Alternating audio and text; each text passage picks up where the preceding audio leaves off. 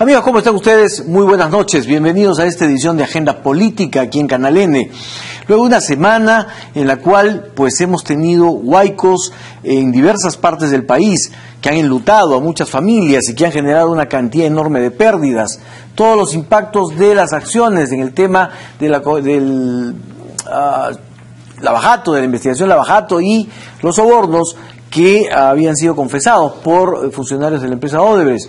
Esto ha generado un enfrentamiento muy fuerte entre el Congreso, la Fiscalía, la Procuraduría y otros sectores, y incluso ya se está hablando de pedir la destitución del fiscal de la Nación, un tema que obviamente es delicado. Por otra parte, la situación de Enrique Cornejo en el APRA, y incluso internacionalmente el caso de las medidas que está ejecutando Donald Trump también son materia de discusión. Por eso, sin más pérdida de tiempo, vamos a conversar ahora con el primer vicepresidente de la República del Perú, Martín Vizcarra, también ministro de Transportes y Comunicaciones. Él acaba de llegar de la zona sur del país. Señor vicepresidente, muy buenas noches, muchas gracias por estar aquí. Buenas noches, Enrique, un gusto estar aquí para saludarte y a toda tu gran audiencia. ¿Cuál es la situación actual de aquellas zonas en las que se han visto afectadas por los huaicos? Mire, lo que ha sucedido en estas últimas 2 a 3 semanas es que se han suscitado lluvias de manera intensa en regiones cuya altitud normalmente no tenían esa cantidad de flujo de lluvia, lo que ha encontrado a la población desprotegida y a la infraestructura de todo tipo a la que nos corresponde como Ministerio de Transporte. ¿Nos está usted diciendo que no son las zonas donde normalmente suceden los huaicos? No, normalmente los huaicos suceden de 3.000 metros sobre el nivel del mar hacia arriba, ¿no? Esa es la zona donde llueve intensamente y donde luego los huaicos pueden llegar hasta más abajo, pero son el huaico que se genera por una lluvia en una altitud hacia arriba. El calentamiento global ha generado a que, por ejemplo, hace solo 3 semanas, nosotros como Estado, en Consejo de Ministros, recibíamos pedido de autoridades, de alcaldes, gobiernos regionales, declaratoria de emergencia por sequía. Los agricultores decían, no tenemos agua para nuestras cosechas, por favor declaren emergencia. Y en una semana cambia la situación, comienza a llover tanto que las mismas zonas, las mismas autoridades comienzan a pedir declaratoria de emergencia por exceso de lluvia. Entonces, eso ha ocurrido porque ha llovido en zonas donde normalmente la intensidad de la lluvia no es tan fuerte. ¿Cuál es la magnitud de los daños? La magnitud de los daños en infraestructura, de transportes, es fácilmente recuperable, felizmente, ¿no? Entonces, lo que ha generado es más que todo daño en propiedad privada, porque la infraestructura de transportes se recupera rápidamente en los sitios donde se ha cortado. Mucha gente ha quedado en situación mucha gente, zonas de cultivo deterioradas, viviendas que están, si no colapsadas, por lo menos con daños importantes para poder nuevamente revertir la situación antes de la lluvia. Tenemos nosotros, yo llegué el viernes muy temprano a Arequipa y el jueves en la noche, tarde-noche, había llovido en todo el ingreso, desde el 48 sí, hasta Arequipa, que es la variante. Vimos las imágenes donde incluso hay personas que perdieron la vida ahí. 3 personas murieron ahí. Entonces, ¿los daños son cuantiosos? Los daños son cuantiosos y principalmente en propiedad privada. ¿Se va a hacer algo para ayudar a esas personas? Estamos haciendo a través de los diferentes sectores, Ministerio de Vivienda, Ministerio de Agricultura. Tenemos una cantidad importante de zonas de cultivo que después de la lluvia ya no pueden regar, contradictoriamente, porque la bocatoma se colmató, los canales de regadío también han quedado inoperativos. Entonces, algunos cultivos que necesitan río periódico, a pesar de haber intensa lluvia, está el río lleno de agua, se quedan sin agua contradictoriamente, ¿no? Entonces, estamos viendo esos temas. Hemos pedido una evaluación a los técnicos del propio ministerio para que todas las zonas donde hemos encontrado de que la estructura de la vía, de la carretera, no ha comportado satisfactoriamente, revisemos para hacer un cambio de diseño. Lo que pasa es que hay 3 tipos de diseño de carreteras según la altura sobre el nivel del mar: en la costa, en la parte intermedia y en la sierra. Entonces, las carreteras de la sierra sí están preparadas para recibir lluvia, tienen buenas cunetas para que lleven el agua, en las quebradas tienen alcantarillas para que el flujo pase por debajo de la carretera. Pero en la costa no. En la costa no, y en la parte media también no se ha considerado de esa misma manera magnitud. Son 10 regiones las que se han complicado, ¿no es cierto? Desde Tacna hasta Ica, Lima Este, ¿no es cierto? San Juan del Lurigancho y la zona de Chosica. El norte también ha estado complicado, Cajamarca, Piura, pero ¿se prevé una situación similar al sur en el norte? Lo que dice el CENAMI, las proyecciones, es de que esta masa de aire caliente que ha venido del trópico y que ha estado ubicada entre el centro y el sur del país, ahora por los vientos va a trasladarse un poco hacia el norte. Entonces dice que en los próximos días va a disminuir las lluvias en el sur y se van a incrementar en el norte. O sea, ¿podrían pasar situaciones similares? Podría. El cambio climático está claramente establecido, que pone en diferentes condiciones Muy bien. ¿Se va a ampliar la declaratoria de emergencia de Arequipa? Está pidiendo la gobernadora. ¿Se va a ampliar? Sí, es que la declaratoria de emergencia se hace en coordinación con las autoridades locales y regionales, y ellos nos piden que zonas... ¿Se va a ampliar entonces? Se va a ampliar. ¿Por cuánto tiempo? No, se ha dado... Más que ampliar es en la cobertura, porque hay algunos distritos que no se ha dado... Entonces no es ampliación en el tiempo, sino ampliación en la cobertura geográfica. Porque el estado de emergencia se lo ha dado ayer. O sea, ayer se ha dado el estado de emergencia. El viernes que estuvimos en Arequipa... O sea, la zona es la que se ha ampliado. Claro, la zona. ¿Y qué digamos, cuidado se va a tomar para el norte? Felizmente que ya el año pasado, que se preveía un niño bastante fuerte, se hizo limpiezas de cauce, de quebrada, entonces se han tenido una intervención importante en el norte, que ahora simplemente el estado de alerta. Ahora, gran parte de los daños que se dan es precisamente por una intervención inadecuada del hombre, ¿no? El ser humano construye viviendas en cauces de quebrada y luego son las mismas que embalsan y que luego generan destrozos. El problema de Arequipa es porque la carretera de ingreso a Arequipa en el kilómetro 14.5 se ha construido en una quebrada, cruzando una quebrada, y no se le ha puesto alcantarilla.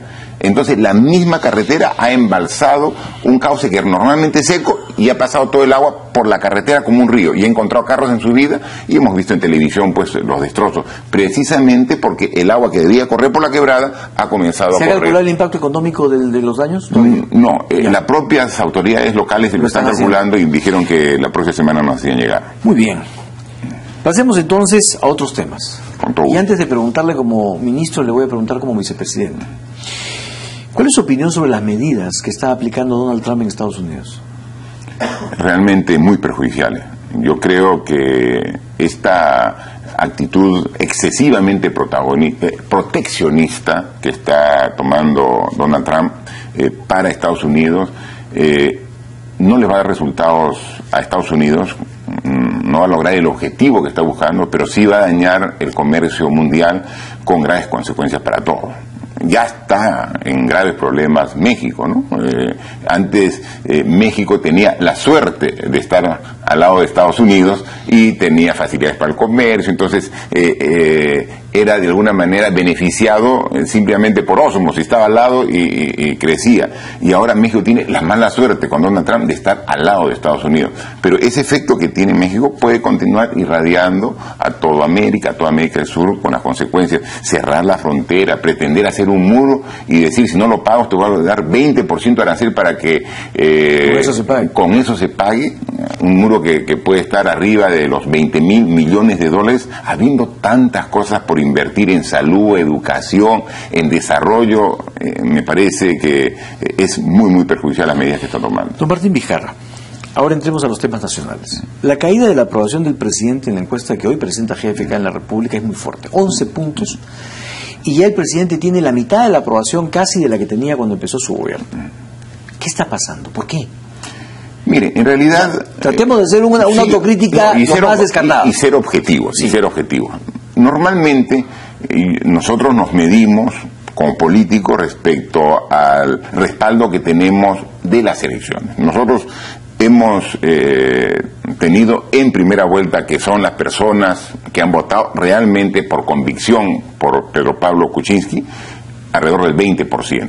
O sea, ¿van a llegar a ese caudal? No, estoy hablando, haciendo una pequeña referencia. 20% votaron por convicción. Cuando finalmente dos candidatos pasaron a segunda vuelta, el 50% votó por el presidente Kuczynski. Entonces, lo que quiere decir que un 20% que tenían realmente convicción, se sumaron 30 más que tenían expectativa y comparativamente pensaban que era mejor presidente, ¿no?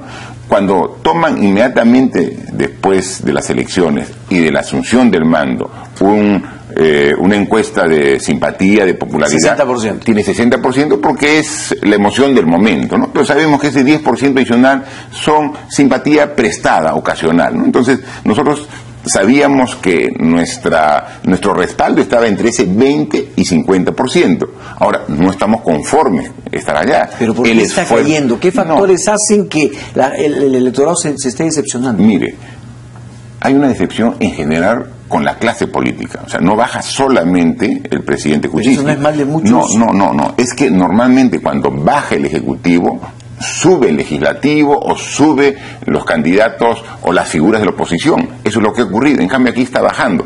Tenemos varios problemas que están afectando al país y que incluso en los medios de comunicación permanentemente se hace mención de ellos. El problema de Trump y la incertidumbre mundial. Los problemas de las denuncias precisamente del escándalo de la corrupción generada en Odebrecht. O sea, que hace pensar a la población, y con justa razón, oye, que todos los políticos son malos. Y obviamente parte de esta política son los que están a cargo del Ejecutivo. Entonces, pero mire, está generando una la población también falta está de confianza. decepcionada del gabinete. 54% desaprueba el gabinete. O sea, ¿no los ve trabajar? No, bueno, quizás falta mejor comunicación, siempre es un problema que lo hemos manifestado, pero sin embargo estamos trabajando ¿O es que no intensamente. tienen ministros con liderazgo, con vocación política, con capacidad para comunicarse con la gente, para ser buenos ejecutivos? No, tenemos un gabinete competente, de gente muy preparada, que sabe su oficio, y quizás lo que hay que ver es comunicar mejor, ¿no? Entonces hay que trabajar. Yo puedo decir, acá tengo todo lo que estamos haciendo en el Ministerio de Transportes, ¿no? Y podemos decir, y quizás el programa nos quedaría corto para dar una relación de región por región la intervención que está haciendo el Ministerio de Transportes en carreteras, en puentes, en aeropuertos, ¿Pero a usted en esta caída puertos. de esta aprobación del presidente y esta desaprobación del gabinete le preocupa? Yo pienso que nosotros debemos trabajar en un ambiente de confianza.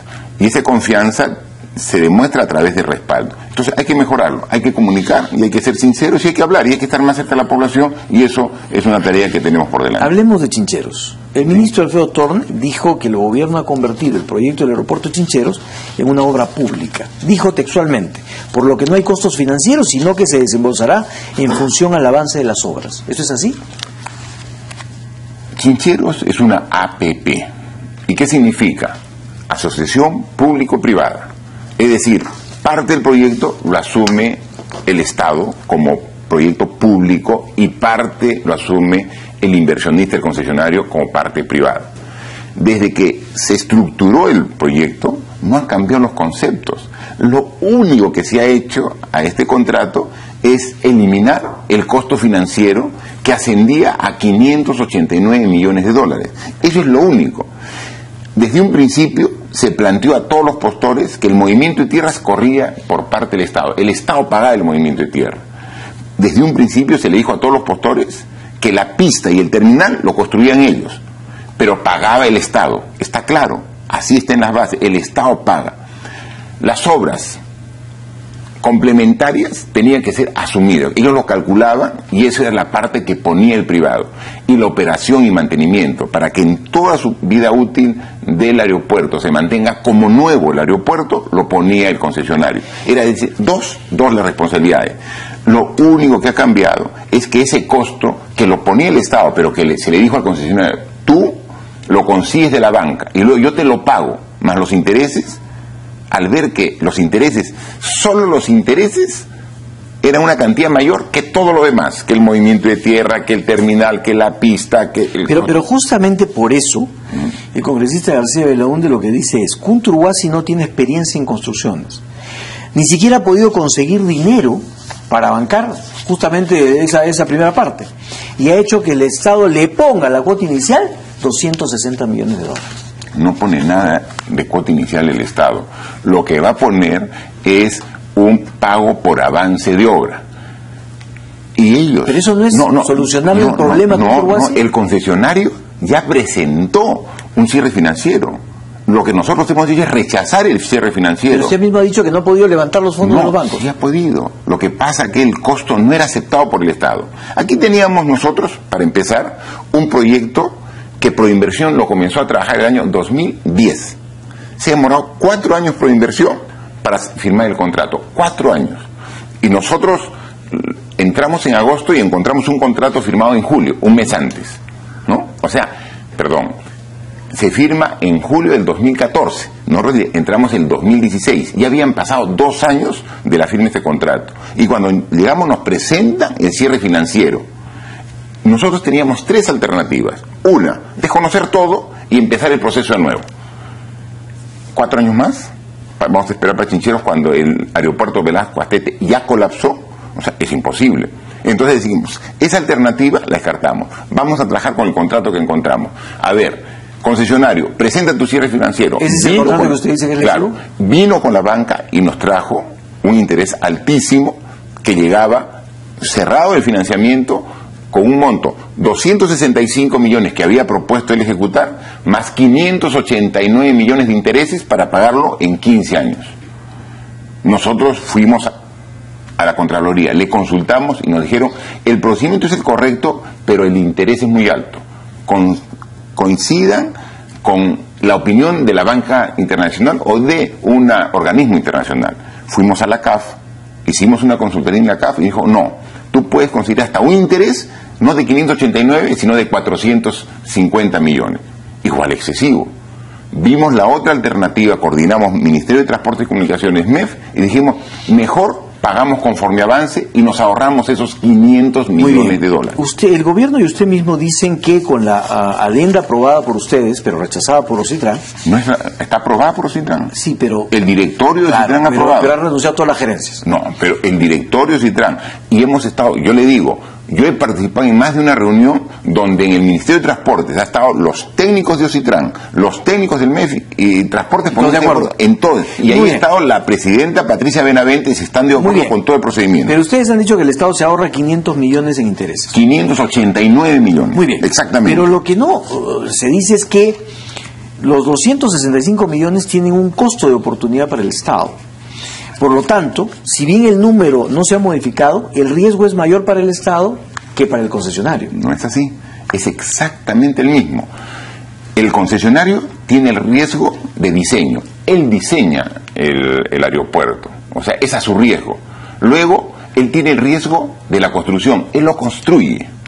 Y luego tiene el riesgo de operación y mantenimiento en óptimas condiciones. O sea, el concesionario... O sea, para ustedes esto es algo así como el orden de los factores del producto. No, es que no ha cambiado. Desde un principio se planteó de que el movimiento de tierras lo pagaba el Estado y que la construcción del aeropuerto lo pagaba también el Estado con dinero que conseguía en la banca.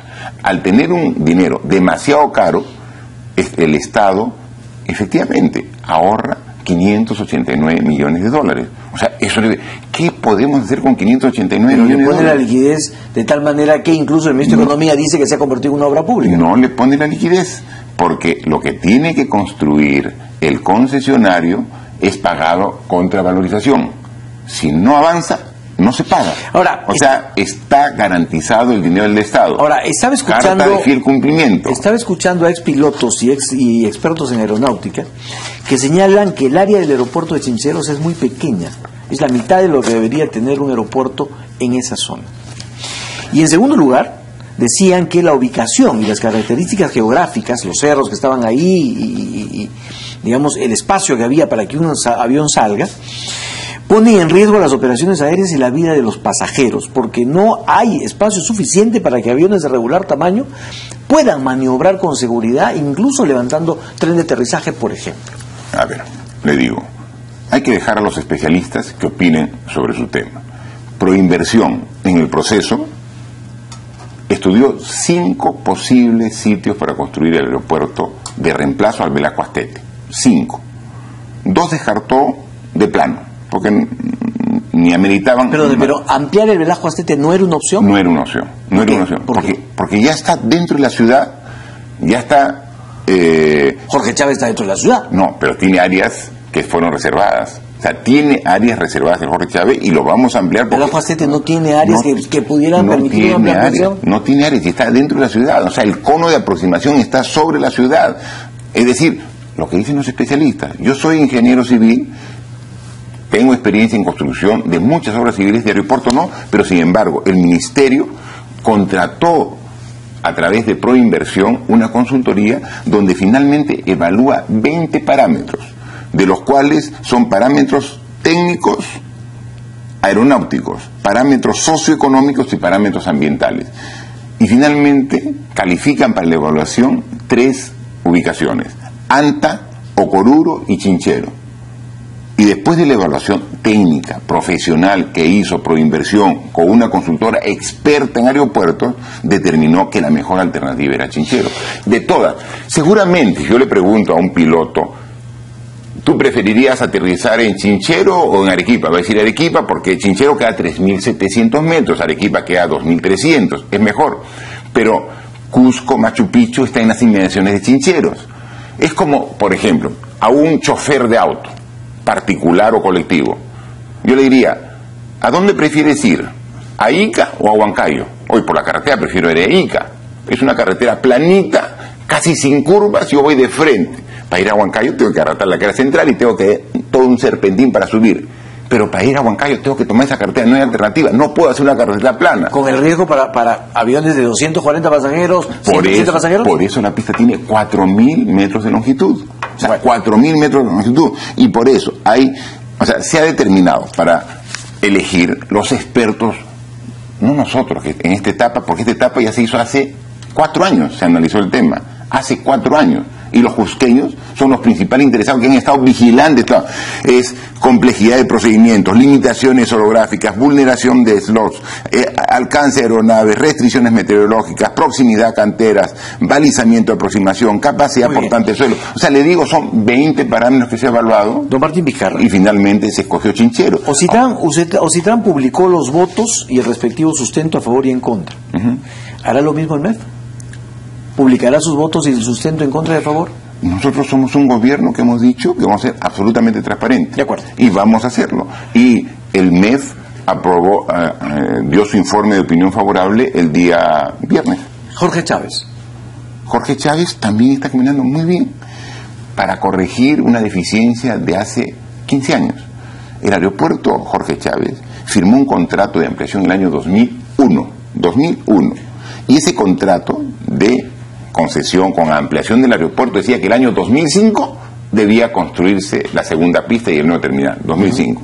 Estamos 2017. Han pasado 12 años y no se construye la pista y no se construye el terminal. ¿Por qué? Porque el concesionario dice, deme el terreno. ¿Y ya le dieron el terreno? Ya nosotros nos hemos... ¿Sanearon el terreno? Ya hemos saneado el terreno. Ya se terminó la avenida Gambetta con el túnel correspondiente. Ya estamos comenzando la marcha blanca de prueba y nosotros el próximo mes la tenemos probada el túnel por debajo del aeropuerto de la avenida Néstor Gambetta.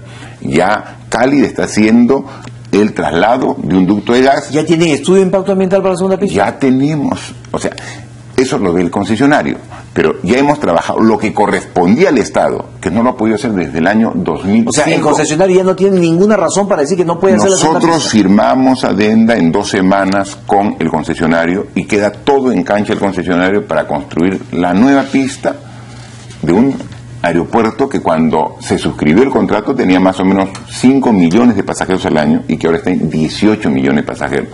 Entonces, y 18 millones de pasajeros con una sola pista, obviamente genera la congestión que tenemos.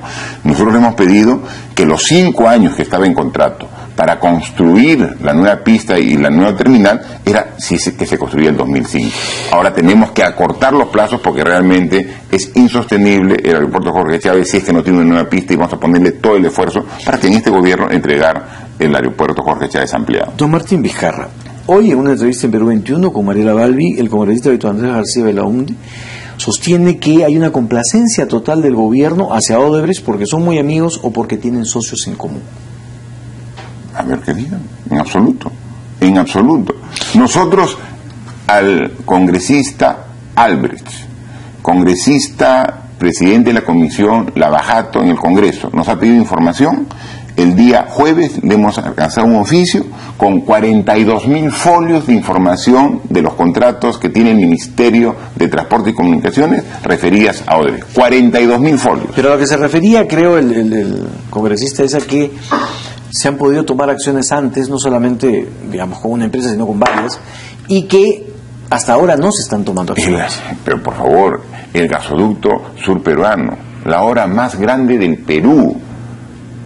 Está Odebrecht involucrado, ya se ha resuelto el contrato, pero se ha cobrado. Ahí hay una diferencia, dice el congresista, que la garantía es menor, o mejor dicho, lo que se está pagando es menor a lo que debería pagarse. Pero si nosotros tenemos ahora en el gasoducto sur peruano, no solamente tenemos los 260 millones de dólares, nunca se cobró una carta fianza de esa magnitud, 200 cobrada a Odebrecht, ahora ya está en el banco, en Tesoro Público, ya está, se ha recuperado. Pero no solamente ha ingresado a las arcas del Estado 260 millones de dólares, sino tenemos nosotros como garantía lo que han avanzado, que según Odebrecht es 1.800 millones de dólares. Y lo que se dice es que no se ha invocado la cláusula anticorrupción, sino se ha ido por el otro lado.